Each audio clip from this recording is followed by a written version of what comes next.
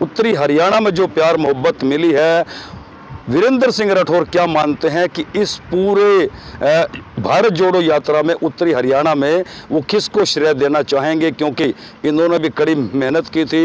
इनके साथ साथ उत्तरी हरियाणा में कांग्रेस के जो 4-5 टॉप लीडर हैं जो लगातार उनके साथ चल रहे थे, उनमें से वीरेंद्र राठौर भी एक थे जो पंजाब बॉर्डर तक इस यात्रा में अपने हज़ारों कार्यकर्ताओं के साथ शामिल हुए। उसके अलावा क्या क्या वीरेंद्र राठौर ने अपनी दृष्टि से देखा, क्योंकि कई प्रदेशों में ये सक्रिय राजनीति करते हैं। वीरेंद्र जी, बहुत बहुत स्वागत है आपका। कोहड़ से ही मैं देख रहा था कि भव्य अभिनंदन राहुल गांधी का किया जा रहा था। ठंड, धुंध, कोहरा, किसी चीज़ की जनता ने परवाह नहीं की और कमावेश ये पंजाब के बॉर्डर तक रहा। आप किस दृष्टि से देखते हैं? देखिए, भारत जोड़ो यात्रा में मेरा एक तजुर्बा रहा कि जब हम भारत जोड़ो यात्रा का निमंत्रण देने के लिए लोगों को साथियों के माध्यम से हर गांव के अंदर गए, तो लोगों का उत्साह देखते ही बनता था। लोग ललायित थे राहुल जी से अपनी बात रखने के लिए, उनकी एकमात्र झलक पाने के लिए। और जिस प्रकार से लोगों का हजूम हर गांव में निमंत्रण देने के समय उमड़ रहा था, तो मुझे ये अंदाज़ा लग रहा था कि अपार जन समर्थन जो है वो मौसम की विपरीत परिस्थितियों के बावजूद भी इस यात्रा को मिलने जा रहा है जी। और वो सत्य भी साबित हुआ।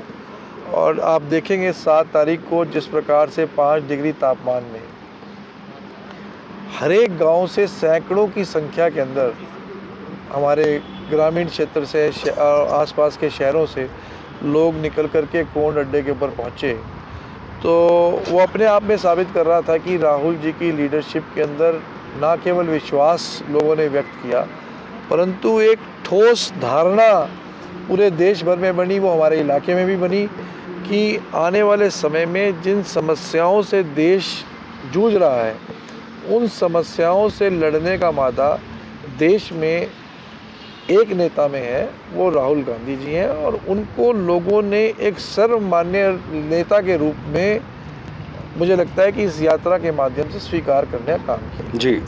मैं आभार व्यक्त करता हूं अपने तमाम साथियों का, जो दिन रात जिन्होंने मेहनत की, व्यवस्थाएं संभालने में बहुत मेहनत की। हज़ारों की संख्या में लोग एक रात पहले पहुंचना शुरू हो गए थे। उनके प्रबंधन को संभालने में पूरी टीम ने काम किया। साधनों की व्यवस्था एक बहुत बड़ी जिम्मेवारी थी साथियों के कंधे पर, क्योंकि हर गांव से इस यात्रा में शामिल होने के लिए लोग डिमांड कर रहे थे।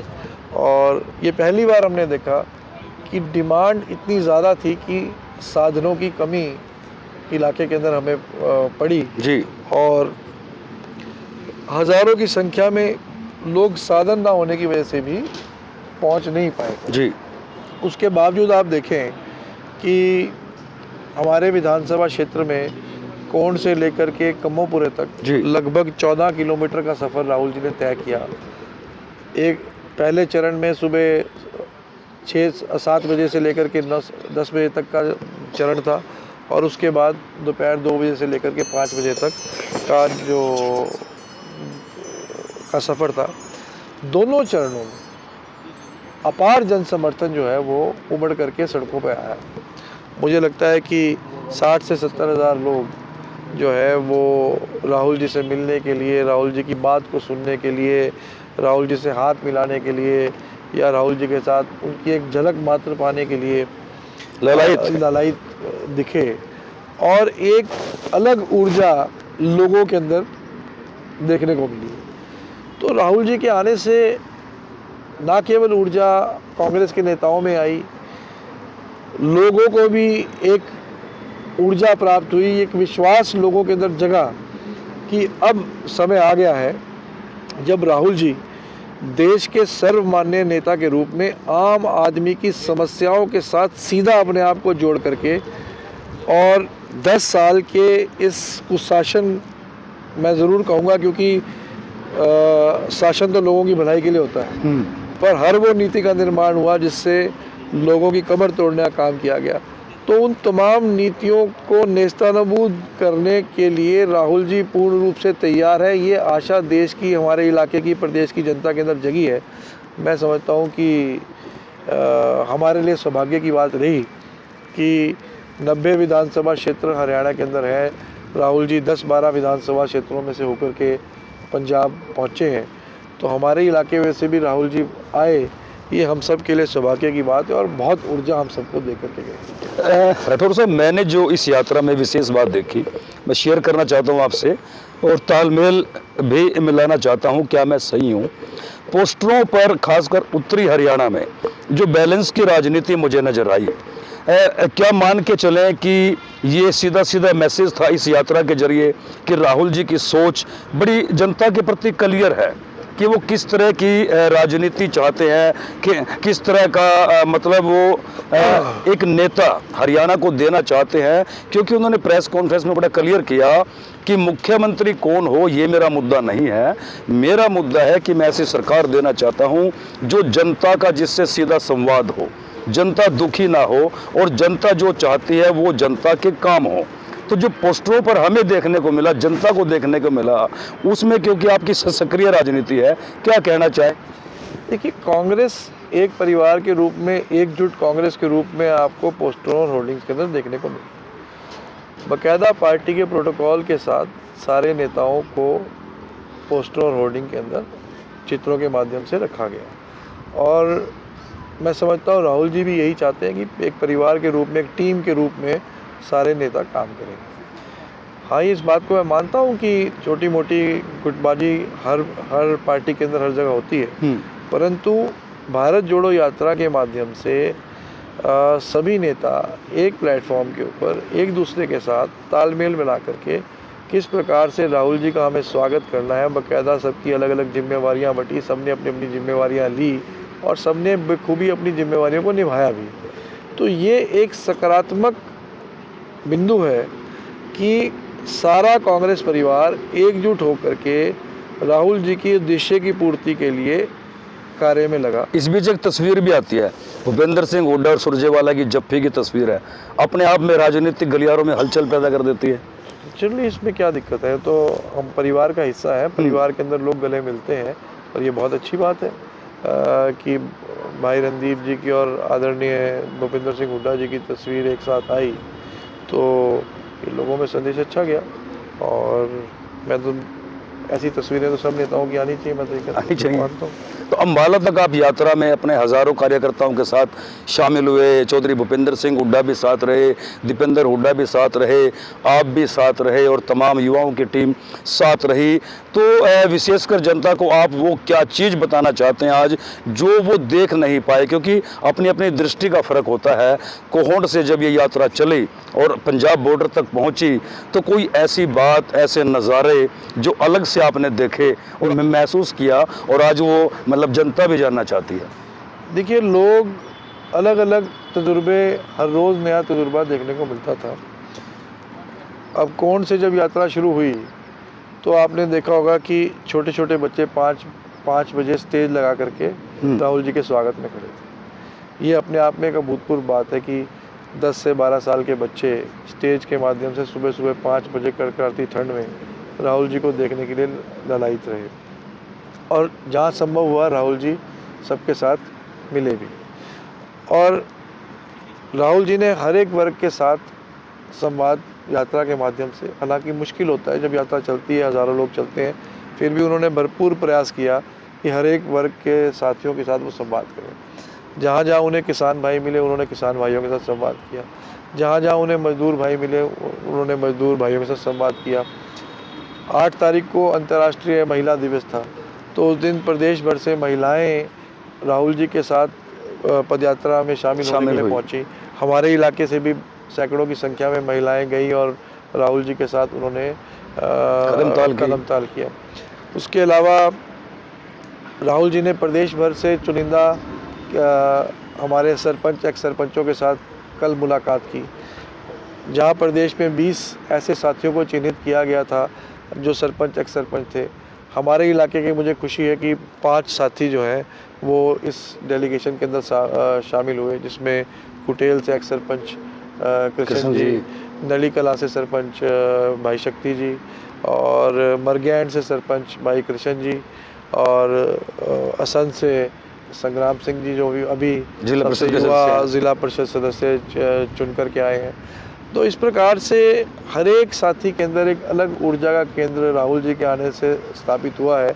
और आज सब साथी ये समझते हैं कि यात्रा कल समाप्त हुई हरियाणा में। ऐसा लग रहा था कि जैसे उत्सव जो है वो हरियाणा में कल समाप्त हो गया, और आज सारे साथी मुझे सुबह से फ़ोन कर रहे हैं और बता रहे हैं कि शायद वो चाहते थे कि यात्रा 3-4 दिन और जो है वो हरियाणा में रहे, और ये जो उत्सव का माहौल और ये जो ऊर्जा प्राप्त हो रही है राहुल जी के इससे दौरे से या पदयात्रा से, तो वो और लंबी चले। परंतु राहुल जी, जो सबसे इम्पॉर्टेंट बात इसके अंदर ये है कि राहुल जी एक तरफ जहाँ लोगों की समस्याओं से रूबरू हो रहे हैं, वहाँ वो हम नेताओं के लिए भी रोल मॉडल साबित हो रहे हैं। सबसे पहले तो राहुल जी ने एक डिसिप्लिन को जीवन में उतारने की एक प्रेरणा के रूप में वो साबित किया।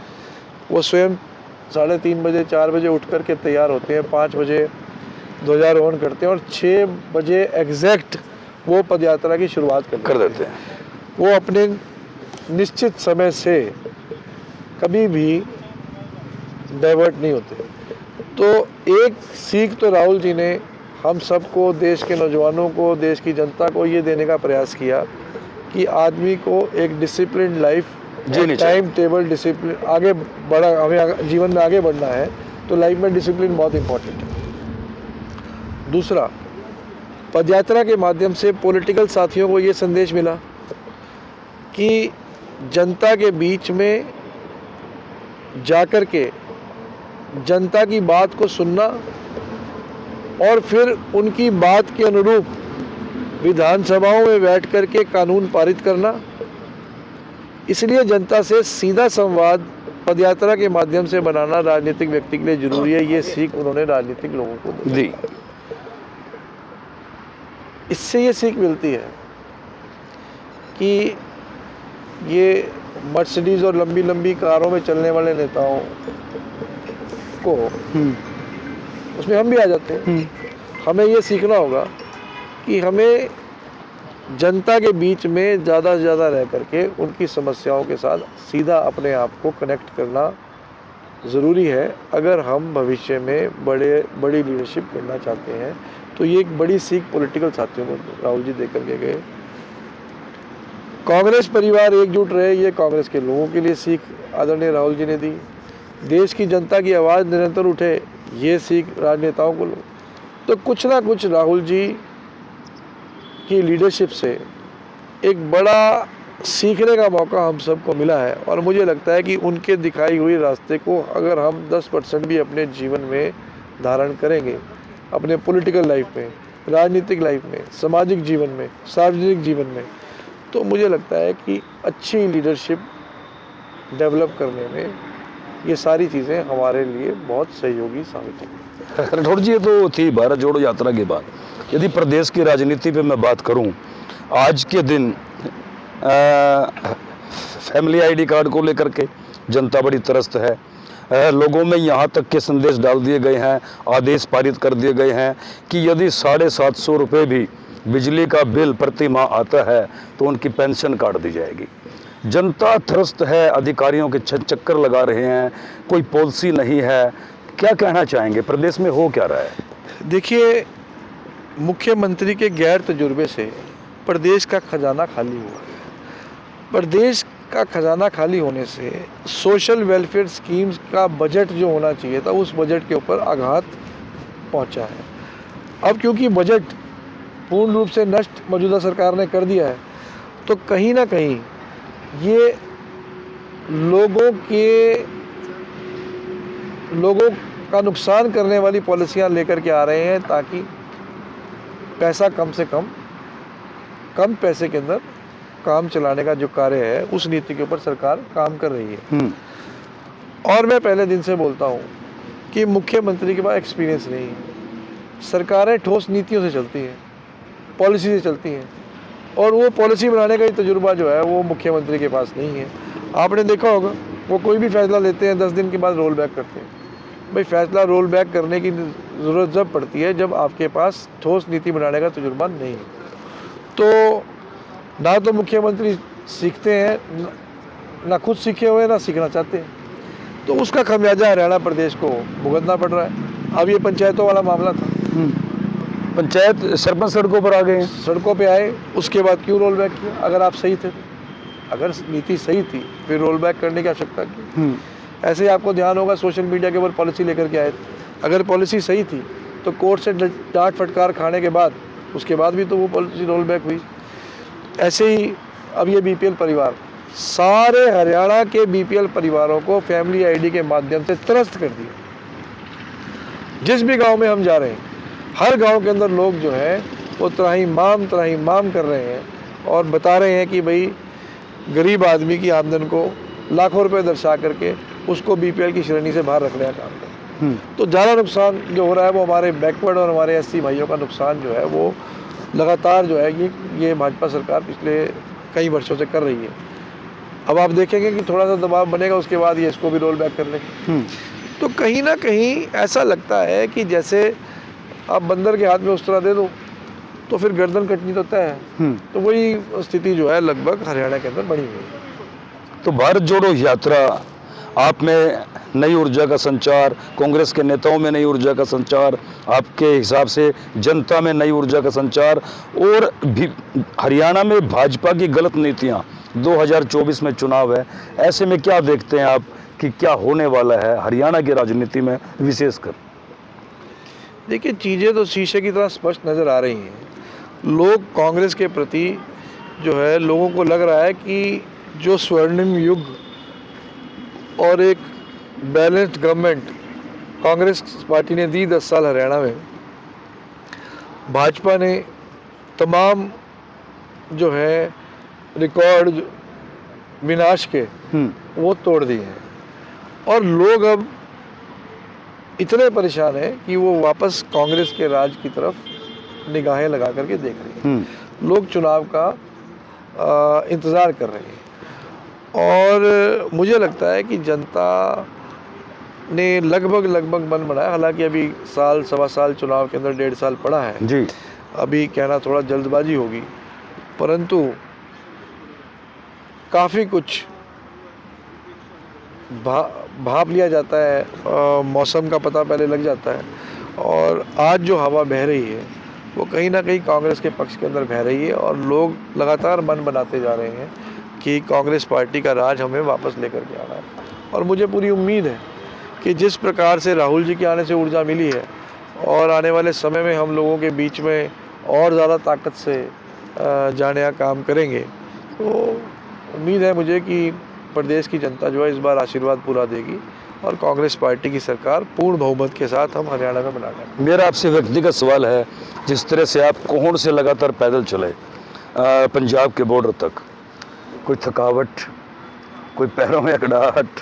क्योंकि जनता जानना चाहती है कि राहुल जी 3200 किलोमीटर से ज़्यादा पैदल चले और उनके चेहरे पर वही ताजगी, वही नूर, वही हंसता हुआ चेहरा। इसी तरह आप भी चले, यानी कांग्रेस के बुजुर्ग नेता भी चले। तो आपका व्यक्तिगत क्या अनुभव है? कोई थकावट महसूस हुई? देखिए, व्यक्तिगत अनुभव मेरे 2 हैं जी। एक तो भूपेंद्र हुड्डा जी लगभग 76 वर्ष के आयु जी, और बहन कुमारी शैलजा जी भी, ये लगातार यात्रा के अंदर कंटिन्यू चले जी। नौजवानों में भाई दीपेंद्र भी लगातार चले, रणदीप भाई चले और बीच बीच में रहे। परंतु जिस स्पीड से राहुल जी चलते हैं, बहुत मुश्किल होता है कि उनके साथ उस कदम ताल लगातार चलना जी। पहले दिन लगभग 20 किलोमीटर जब कोहण से करनाल तक गए जी, तो लगातार लगभग 15 से 20 किलोमीटर की स्पीड पर आवर की स्पीड के साथ 20 किलोमीटर तक चलने की मुझे आदत नहीं थी। हालांकि मैंने पदयात्राएं की हैं, पर मैंने अपने आप में स्पीड के साथ पदयात्रा मैंने नहीं की पहले। तो पहले दिन मुझे थोड़ी सी दिक्कत महसूस हुई, परंतु एक दिन का कष्ट के बाद अगले दिन सामान्य रहा। मैंने उसी स्पीड के साथ राहुल जी, हुड्डा जी, शैलजा जी, रणदीप जी, भाई दीपेंद्र जी, हम सब ने उसी स्पीड के साथ 14 किलोमीटर 15 किलोमीटर का सफ़र राहुल जी के साथ तय किया जी। और कल भी लगभग 16-17 किलोमीटर का सफ़र जो है वो आसानी से तय किया। तो पहले दिन तो थोड़ी तकलीफ़ मुझे ज़रूर हुई, पर अब मुझे लगता है कि आज भी अगर मुझे चलना पड़े 15-20 किलोमीटर पर डे तो मुझे कोई दिक्कत नहीं होगी जी। तो भाव यही है कि कोई भी काम करना हो शुरू में कठिनाई ज़रूर आती है, पर अगर उस कठिनाई को पार पा लिया जाए तो कोई भी चीज़ नामुमकिन नहीं है। तो आप सुन रहे थे वीरेंद्र सिंह राठौर को, जिन्होंने अपना अनुभव भी शेयर किया भारत जोड़ो यात्रा को लेकर के। और प्रदेश में जो हो रहा है, प्रदेश की सरकार, भाजपा की सरकार जो प्रदेश की जनता के साथ कर रही है, उससे वीरेंद्र राठौर का साफ तौर से मानना है कि हवा बता रही है कि 2024 में जनता क्या करने वाली है। साफ तौर से मानना है वीरेंद्र राठौर का कि शीशे की तरह सब कुछ साफ दिख रहा है।